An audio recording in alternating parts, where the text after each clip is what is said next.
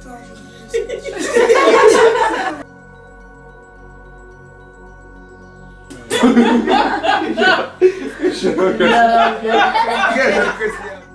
Bonsoir et bienvenue dans les studios de Gracieuses Paroles. Aujourd'hui, pour la rubrique Paroles inspirées, nous recevons un jeune garçon, Givenson Joseph. Bonsoir Givenson. Bonsoir Sophia. Bienvenue dans les studios de Gracieuses Paroles. Alors merci de m'avoir invité. Alors Givenson, parle-nous un peu de toi. Qui es-tu? Je suis un jeune chrétien et j'étudie en technique d'éducation spécialisée. Et par rapport à ma vie chrétienne, je vais à l'église régulièrement. Alors comme tu le sais, la rubrique Paroles inspirées, c'est pour les jeunes qui aiment lire. Et je sais que tu aimes lire, alors qu'est-ce que tu lis? Et je lis beaucoup le livre d'Ellen G. White. Et le livre que j'aime beaucoup, c'est Jésus-Christ. J'aime ce livre parce que ça explique en détail la vie de Jésus-Christ. Alors moi, Givenson, ce que je trouve fascinant, c'est que tu trouves de l'intérêt dans les écrits d'Ellen White. Pourquoi ces écrits? Pourquoi est-ce que tu les lis?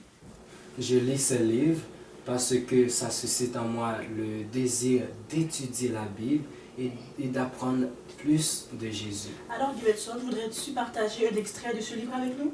Oui, Sophia, avec plaisir. Tu vas le lire sur ton téléphone?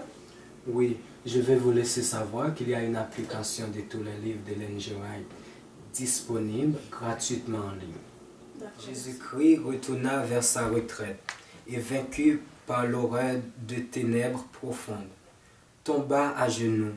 À cette heure de l'épreuve, l'humanité du Fils de Dieu était tremblante.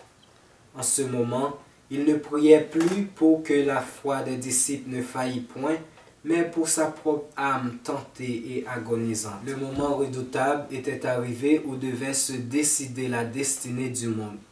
Le sort de l'humanité oscillait dans la balance.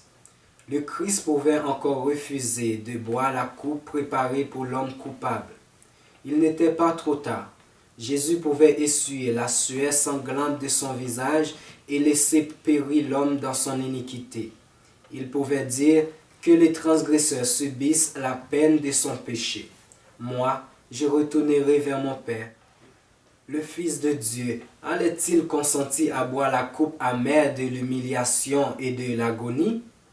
L'innocent allait-il subir les conséquences de la malédiction du péché pour sauver le coupable? Les lèvres pâles et tremblantes de Jésus murmuraient ces paroles. Mon Père, s'il n'est pas possible que cette coupe s'éloigne sans que je la boive, que ta volonté soit faite. Il aperçoit la puissance du péché. Le malheur et les lamentations d'un monde condamné se dressent devant lui. Sa décision est prise. Il sauvera l'homme à n'importe quel prix.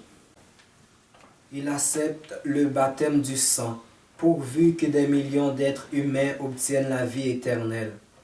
Il a quitté les parvis célestes où tout est pureté, bonheur, gloire, pour sauver l'unique brebis perdue, le seul monde qui soit tombé dans le péché. Il ne renoncera pas à sa mission. Il deviendra une victime de propitiation pour une race vouée au péché. Il a quitté les parvis célestes où tout est pureté, bonheur, gloire, pour sauver l'unique brebis perdue, le seul monde qui soit tombé dans le péché. Givenson, je te remercie pour cette lecture. C'était un plaisir, Sophia. Alors j'espère que cet extrait va vous donner envie de lire les écrits d'Ellen White, surtout ce livre Jésus-Christ qui parle de la vie de Jésus en détail.